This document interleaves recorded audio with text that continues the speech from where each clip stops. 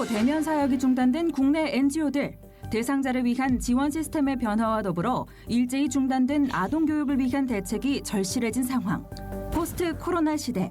NGO의 사역은 어때야 할지 그 방향성과 역할에 대해 전문가들과 논의해본다.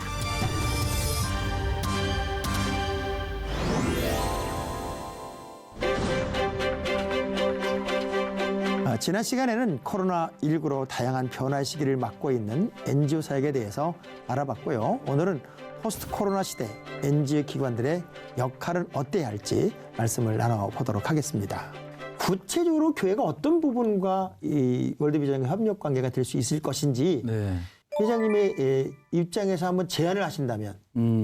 제가 생각하는 교회의 역할은 두 가지가 중요한 역할이 있는데 그게 이제 선교와 구제라고 봅니다. 네. 예, 그래서 교회가 그 두 가지 역할, 하나님의 말씀을 증거하고 또 어려운 사람을 돕는 그 두 가지 역할인데 이제 복음 증거는 다 하고 있고, 근데 구제 사업은 이제 교회마다 좀 차이가 많죠. 이제 많이 잘하는 곳도 있고 적당히 또 아예 못하는 교회도 있고요. 그래서 저는 이제 우리 같은 월드비전과 교회가 협력을 한다고 그러면은 그런 구제 부분. 왜냐면 구제는 우리의 전문이니까. 예, 그건 오랜 경험을 갖고 있는 전문이기 때문에 구제 사업을 하고 싶은데 잘 모르잖아요. 예, 그래서 또 그분들이 헌금을 잘못 사용하면 또 잘못 또 지출이 될 수도 있고, 그러니까 잘 사용을 못하면은 효과가 잘 안 나타날 수 있고, 그래서 우리 월드비전 같은 이제 전문성이 있는 오랜 경험을 갖고 있는 곳과 이제 협약을 하게 되면은 우리가 그 부분을 좀 감당해 줄 수 있지 않을까. 이렇게 이제 이야기를 하실 때 이제 저도 목사고 또 많은 목사님들이 또 교인들 입장에서도 뜻을 모으고 싶은데 대부분 가지고 있는 생각들이 어떤 생각이냐면 우리 생색도 좀 나야 되는데. 그럼요. 네, 이런 생각을 한단 그럼요. 말이에요. 그럼 교회와 연결이 됐을 때 어떻게 그것이 런칭이 될 수 있는 건지를 좀 구체화시킨다면 어느 교회에서 이번에 어느 나라에 어떻게 월드비전을 통해서 후원이 갔습니다. 지원이 갔습니다. 그런 게 연결이 되나요? 그럼요. 명칭이 되고? 그럼요. 당연하죠. 그래서 우리는 과거에도 그렇지만 저는 지금 우리 직원들하고 늘 하는 얘기가 그래요.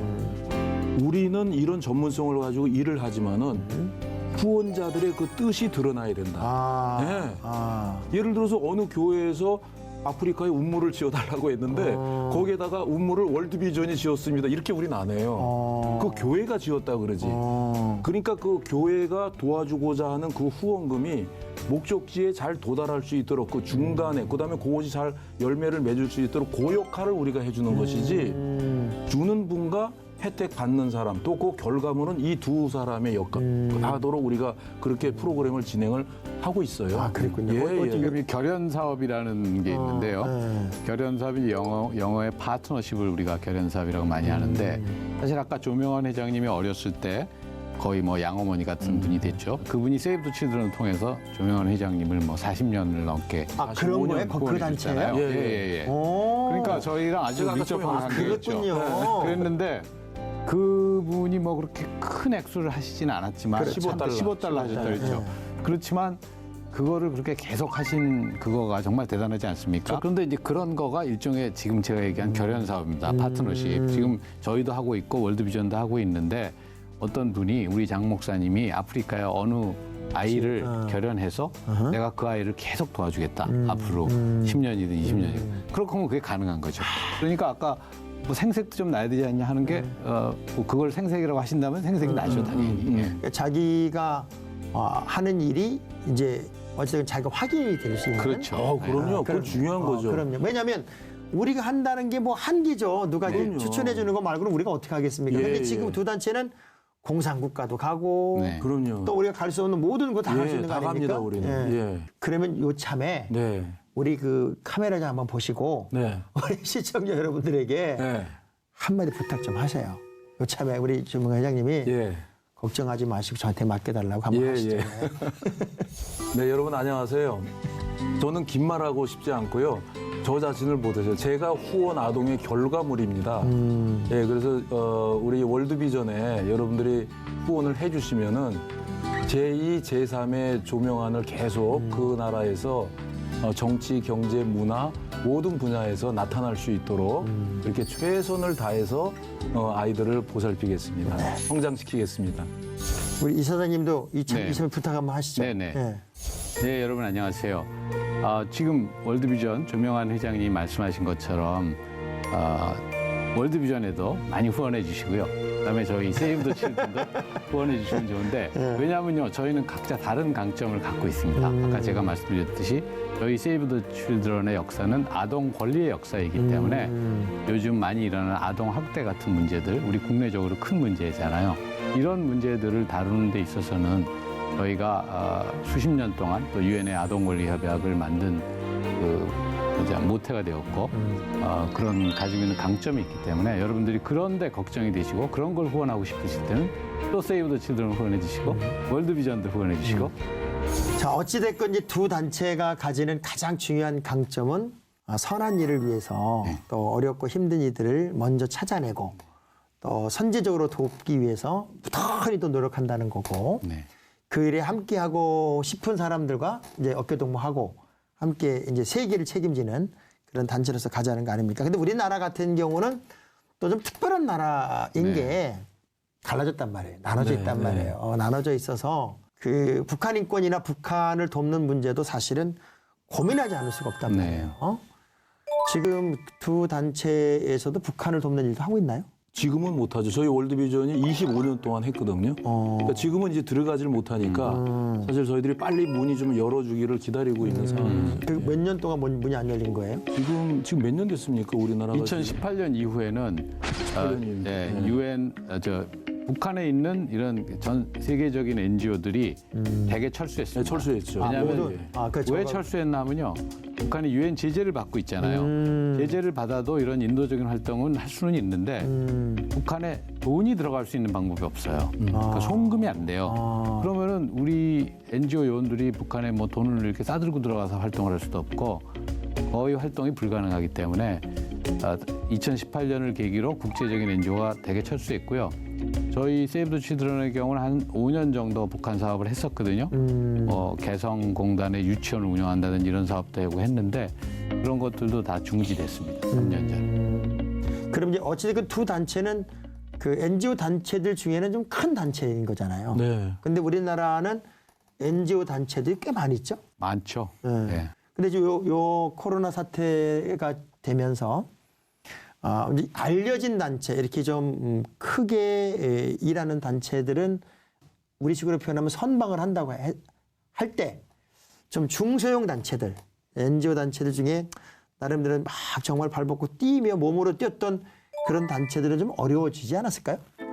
아무래도 이제 이 코로나 사태에서 어렵겠죠. 네. 그러니까 이제 시스템이 잘 갖춰져 있고 좀 기초가 튼튼한 이제 큰 NGO는 보다는 많이 어렵겠죠. 그런데 저는 사실은 이 NGO도 이 크고 작은 데가 다 존재를 해야 된다고 저는 생각하는 거예요. 우리가 쉽게 예를 들어서 삼성을 보세요. 삼성이 동네에 호떡 장사를 할 수는 없잖아요. 그렇죠. 그러니까 NGO도 제가 이렇게 보니까요. NGO가 모든 거를 다 할 수는 없어요. 모든 어려운 형태를 다 도와줄 수는 없는 거예요. 그러니까 각 NGO마다 잘하는 게 있어요. 네. 그러니까 그런 아이템을 개발을 해서 그런 쪽을 하는 거지. 그럼 어떤 조그만 NGO는 그 독거노인의 뭐 우유를 이렇게 달아주는 걸 잘하고 어떤 뭐 조그만 NGO는 연탄 배달을 잘하고 다 그 특화돼 있거든요. 그래서 저는 사실은 큰 NGO고 중간 작은 NGO까지 저는 잘 이렇게 공생을 하고 잘 가야 된다고 봐요. 그래야 또 큰 NGO가 손을 닿지 못하는 그 작은 부분을 또 이분들이 우리가 생각하지 못하는 또 그 어려운 부분을 발견을 해서 또 찾아가고. 그래서 함께 공생을 해야 된다는 얘기죠. 예. 저도 전적으로 조 회장님 말씀에 동의하는데요. 월드비전은 우리나라에서 예산 규모로 제일 큰 NGO입니다. 저희 세이브 더 칠드런은 한 5번째쯤 됩니다.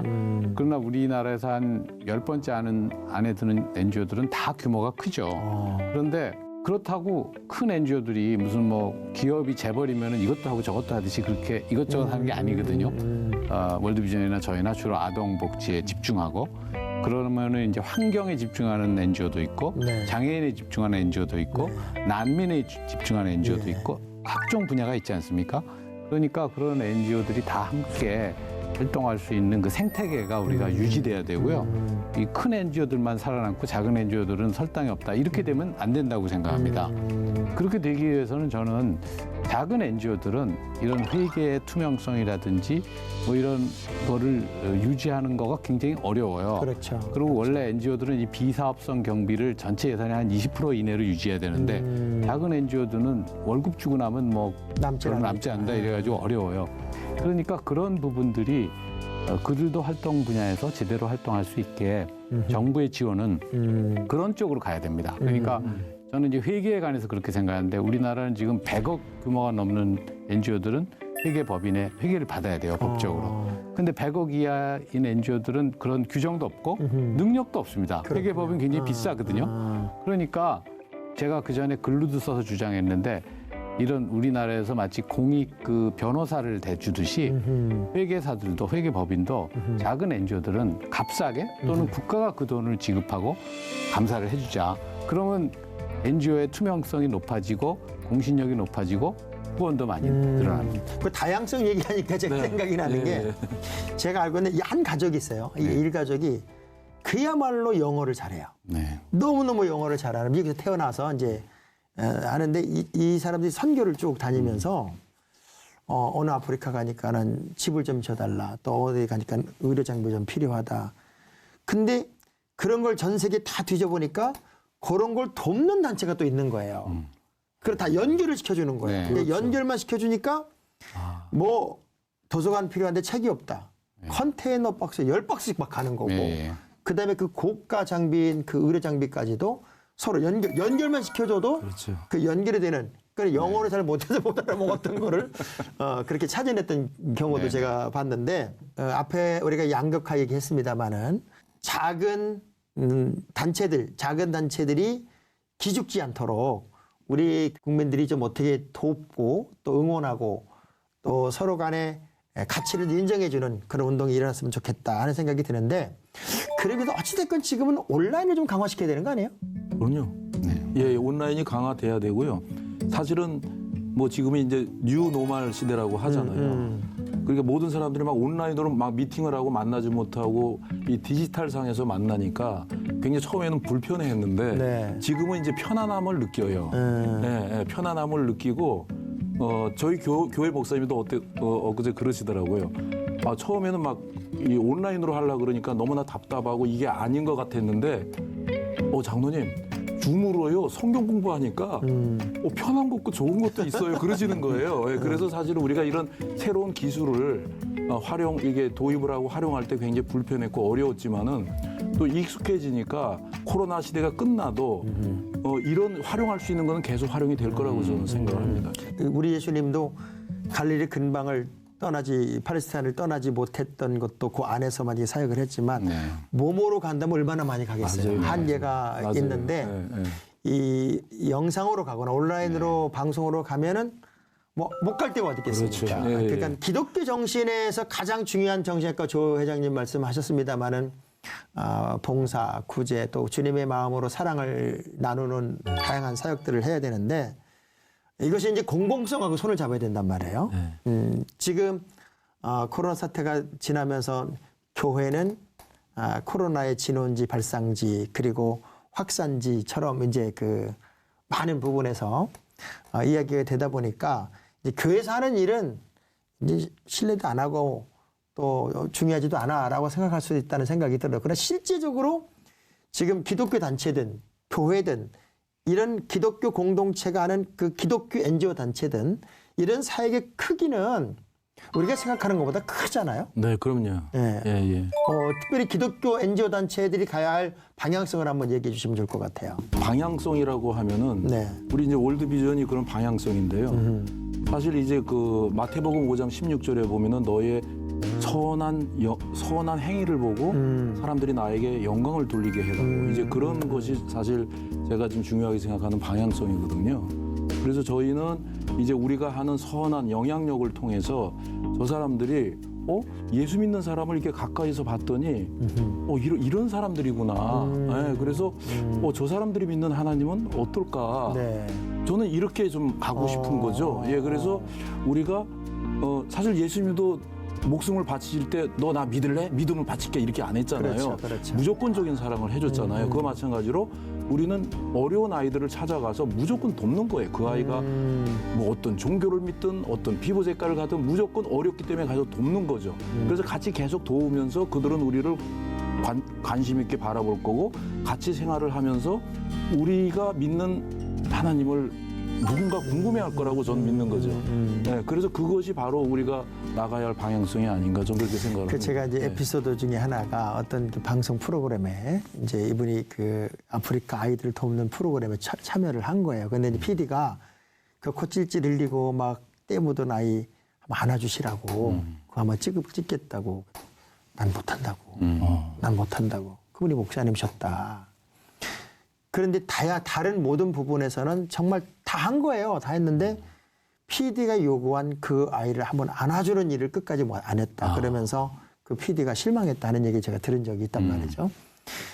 실제로 기독교 단체가 가지는 가장 중요한 정신은 십자가 정신인데 그 십자가 정신이 그 어떤 어려운 환경에 들어가서만 나타날 수만 있다면 얼마나 좋을까요? 왜냐하면 우리 어릴 때만 해도 막 뭐라 그럴 때 그 사람이 예수 믿는 사람이야. 이건 그냥 믿음의 대상이었단 말이죠.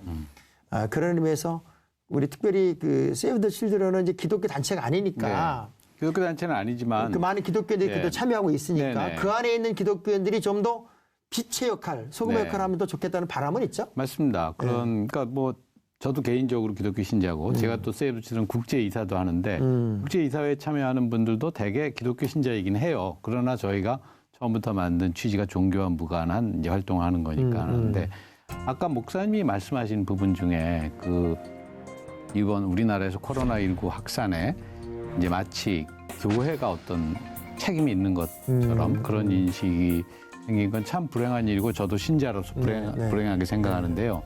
사실은 생각해 보면 우리가 대부분의 성인들이 학교를 졸업하고 또 군대도 갔다 오고 이런 다음에 사람들이 많이 몇백 명, 몇천 명이 모이는 자리에 가는 일은 거의 교회에 의해 거의 없습니다. 저희처럼 대학 교수인 사람들은 물론 학교에 가면 아직도 학생이 많지만 보통 분들은 학교를 졸업하면 학교에 갈 일이 없잖아요. 그러니까 교회 이외에는 그런 환경이 없기 때문에 그래서 어떻게 보면은 코로나19 확산하는데 몇 번 그런 계기가 일어난 것이지 그게 어떤 종교 활동과는 무관한 것인데 당연하죠. 네, 그게 좀 부정적인 인식을 주고 있는 건 안타까운 일이죠. 코로나 이 사태를 지나면서 이제 뭐 벼랑 끝에서 찬스를 잡는 시간으로 삼을 수도 있고 또 어떤 사람들은 그냥 미기다 해서 주저할 수도 있는 환경인데 두 분들이 요 시점을 지나면서 나는 이런 구상을 하고 있다. 난 그럼에도 불구하고 이런 그림을 그리고 있다. 한 나름대로 그 계획표나 계획서 아니면 구상 그런 게 좀 있으면 이야기 한번 하시고 우리 이야기를 좀 마치면 좋을 것 같아요. 네.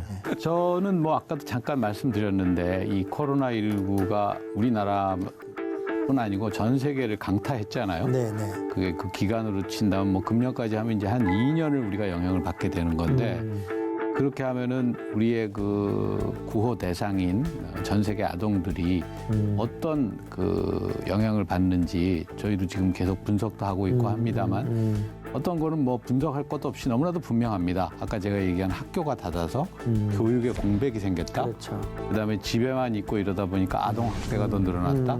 이런 일들은 아주 공통적이거든요. 그래서 저희가 빨리 이 상황이 해소됐을 때 제대로 된 활동으로 이런 문제들을 말하자면 다룰 수 있는 그런 준비를 하고 그런 기획하고 그런 활동에 주력하고 있습니다. 자, 우리 조 회장님. 예, 저희는 이제 저도 이번에 이제 코로나 사태를 경험을 해보니까요. 사실 이게 바이러스 하나가 온 인류에 미치는 영향이 엄청나잖아요. 그렇죠. 예, 그래서 또 이런 것 때문에 이제 더 취약한 어린이가 더 많이 나타나고 그래서 저는 이번에 코로나 사태 겪으면서 이런 생각을 하게 됐어요.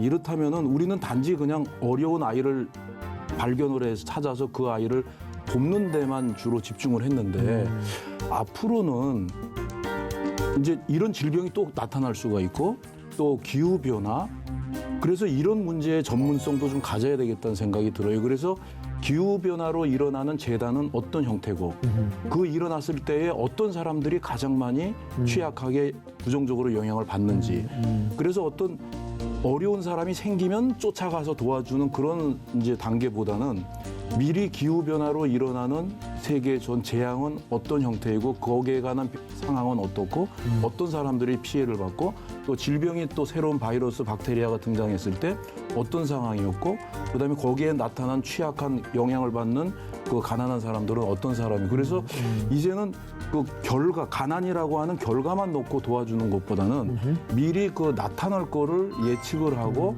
거기에 관한 전문성을 발휘해서 결과를 예측을 해서 거기에 관한 준비를 해서 들어가야지 앞으로 그렇게 해야 되지 않을까. 뭐 어차피 조 회장님은 못 뚫어낸 게 없었어요. 어찌됐건 부닥치는 장애물들은 다 부닥치고 뚫어서 여기까지 오셨기 때문에 어떤 문제도 잘 풀어서 또 장애물을 어찌 보면 디딤돌로 만들어서 멋진 사역을 하실 수 있을 것이라 생각하고 우리 이제 이사장님은 벌써 경력이 한 3년째 돼가죠. 3년, 한참 선배신데요. 3년의 그 노하우를 발판 삼고 이런 코로나 시대를 또 잘 넘은 그런 사역을 발판 삼아서 더 멋지게 비상하는 길을 삼았으면 좋겠는데요. 우리 한국교회 성도들에게 마지막으로 이런 부분은 조금 한번 함께 좀 동참하고 함께 으쌰으쌰했으면 좋겠습니다 하는 부분에서 한 마디씩만 좀 응원을 부탁하고 부탁을 좀 하면서 이야기 좀 마치면 좋을 것 같아요. 이제 코로나19 곧 백신도 접종하고 곧 끝날 겁니다. 저는 그렇게 생각합니다.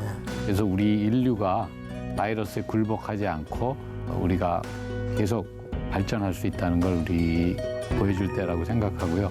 그런 면에서 어린이들은 아동들은 우리 인류의 미래입니다. 다음 세대입니다. 그래서 다시 한번 우리 다음 세대를 위해서 우리가 무엇을 할 수 있는지 생각할 때라고 저는 생각합니다. 네. 우리 쪽에서. 사실 저도 이제 후원을 오랫동안 받았지만은 제가 이제 후원해 준 분을 만나 보니까 저는 부자인 줄 알았더니 그분은 너무나 가난한 소시민이었어요. 그래서 본인도 어려운데 이렇게 어려운 또 아이를 돕는구나. 그래서 사실 여러분들이 굉장히 우리가 코로나 사태를 겪으면서 너무너무 힘들지만은 사실 우리가 또 우리보다 더 어려운 사람도 어린아이도 너무나 많이 있거든요. 눈에 나타나진 않고 그들의 목소리는 우리가 들을 수 없지만 너무 많거든요. 그래서 우리가 할 수 있는 조금이라도 우리 어린이를 우리 월드비전이나 세이브 더 칠드런 같은 기관을 통해서 좀 어린이를 이렇게 도울 수 있도록 이렇게 사랑의 마음을 많이 보내주시고 또 기도 많이 해주시면 감사하겠습니다. 어차피 뭐 목마른 자들에게 한 방울의 물은 생명수잖아요. 그렇죠. 그런 것처럼 어려워도 힘들어도 함께하는 그 동역의식이 정말 중요하지 않을까 하는 생각을 하게 되네요. 역사적으로 증명된 것처럼 큰 위기의 때에는 새로운 전환이 일어났습니다. 이 코로나19 사태의 위기가 우리를 또 다른 시대로 접어들게 했습니다. 이런 변화 속에서 놓치지 말아야 할 것은 바로 우리라는 공동체 정신일 겁니다. 연대와 협력, 소통과 사랑만이 우리의 새로운 미래를 희망으로 열어갈 수 있는 열쇠가 될 겁니다. 요즘 시대를 초연결 사회라고 하는데 빈 껍데기가 아닌 말씀 안에서, 기도 안에서 뜨거운 마음이 이어진 초연결 사회가 되기를 간절히 바랍니다. 그 길은 진심을 담은 나눔과 섬김이 우리를 이끌어 줄 때 가능할 것 같습니다. 오늘 함께해 주신 월드비전 조명환 회장님, 세이브 더 칠드런 오준 이사장님 두 분 감사합니다. 시청자 여러분 고맙습니다. 감사합니다. 감사합니다. 감사합니다. 네.